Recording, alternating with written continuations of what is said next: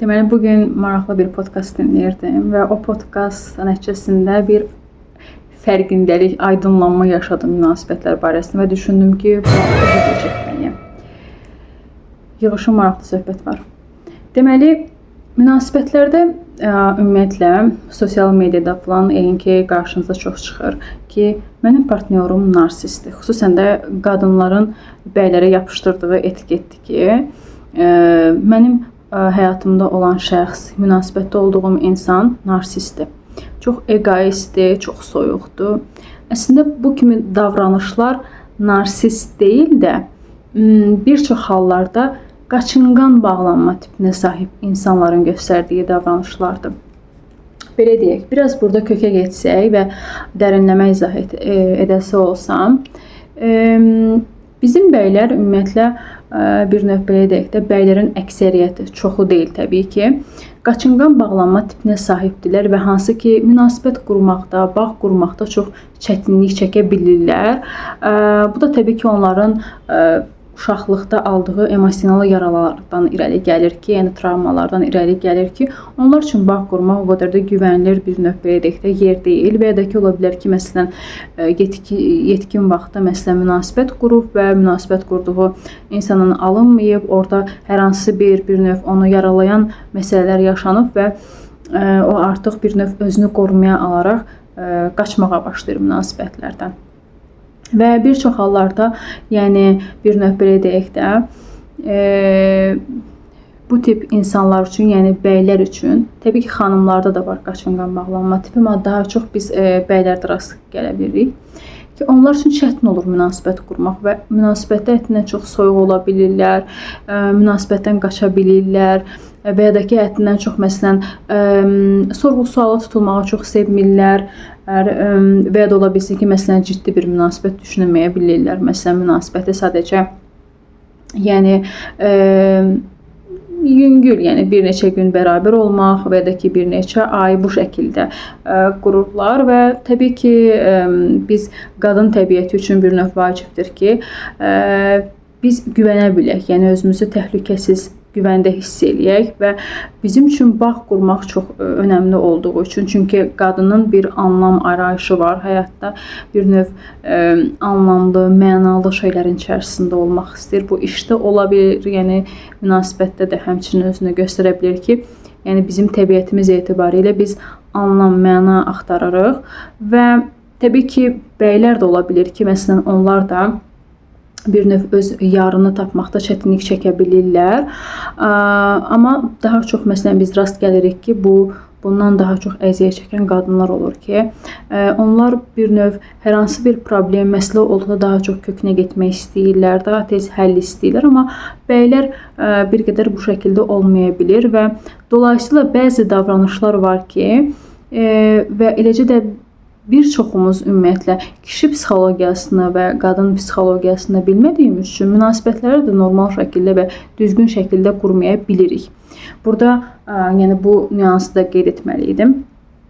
Və dolayısıyla və ya da ola bilər ki, məsələn bəylər məsələn anası ilə bağlı, çünki insanın ilk münasibətdə olduğu insan anasıdır bir çox hallarda və ya da ki, ən azından ana rolunu oynayan, ona baxım verən insandır. O, yəni gah olub, gah olmayıbsa, yəni bir növ belə deyək də, bir çox ehtiyaclar qarşılanmayıbsa vaxtında və istər-istəməz bu da qaçınqan bağlanma tipinə gətirib çıxara bilir. Yəni bəylərdən söhbət gedir burada və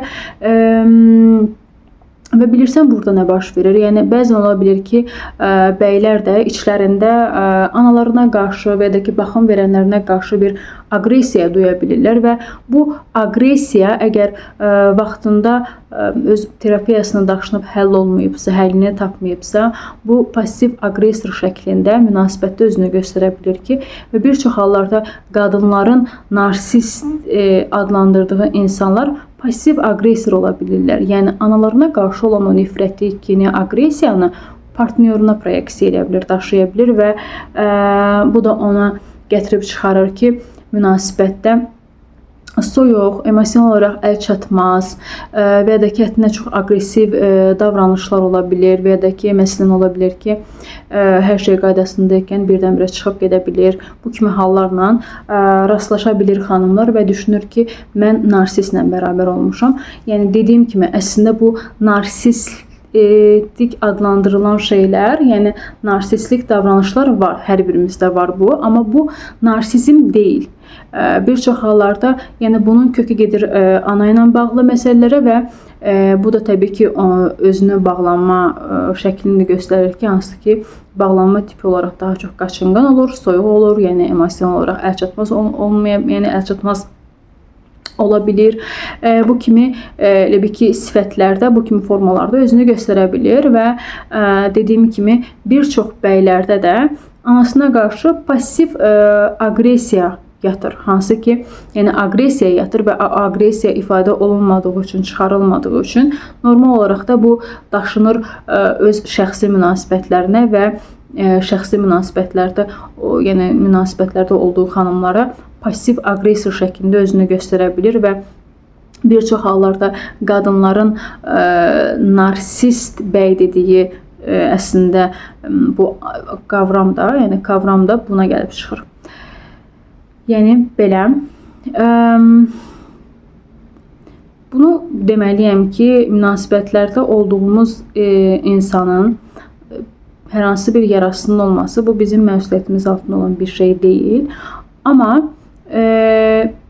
qarşımızdakı insan, yəni münasibətdə olduğumuz insan da bizə nələrsə aynalayır və nələrsə öyrədir və sırf məsələn qaçınqan bağlanma tipinə çəkilən xanımlar da həddindən çox qayğılı bağlanma tipinə sahib ola bilər. Yəni təşvişli bağlanma tipinə sahib ola bilirlər ki, həddindən çox təşvişli olduğu üçün tez cavab istəyir, tez bir növ geri dönüş istəyir və ya da ki, nəticənin nə olmasını, nəticənin nə olacağını əvvəlcədən bilmək istəyir, yəni bir növ proqnozlaşdırmaq istəyir. Amma bunu deməliyəm ki, münasibətlər belə bir yer deyil və qaçınqan bağlanma tipinə sahib insanlar da bir növ həmin o insanlara bunu öyrədir ki, yəni əslində bəzən bəlkə də spontanlığa da yer vermək lazımdır. Bəzən hər şey istədiyimiz kimi olmaya bilir, bəzən hər şey planladığımız kimi olmaya bilir və həmin bu tip insanlar da bizə nələrsə öyrədir əslində.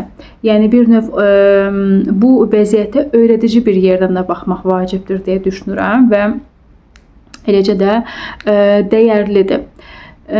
Dolayısıyla belə, yəni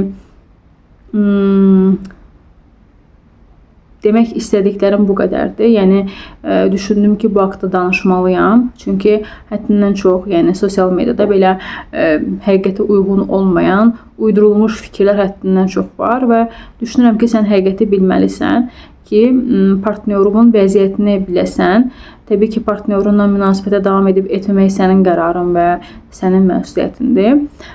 Amma hər bir halda, yəni bizim seçdiyimiz partnyor da niyə onu seçmişik, yəni niyə onu sevmişik? Bu da bir qədər sual doğuran yerlərdir ki, yəni niyə məhz o da həyatımızda ki, bəlkə də daha fərqli, daha yaxşı şəkildə yaşaya biləcəyimiz də partnyorlar ola bilər həyatımızda. Bunu da bir qədər sorğulamağını istəyərəm. Son olaraq yəni bunu dedim və belə.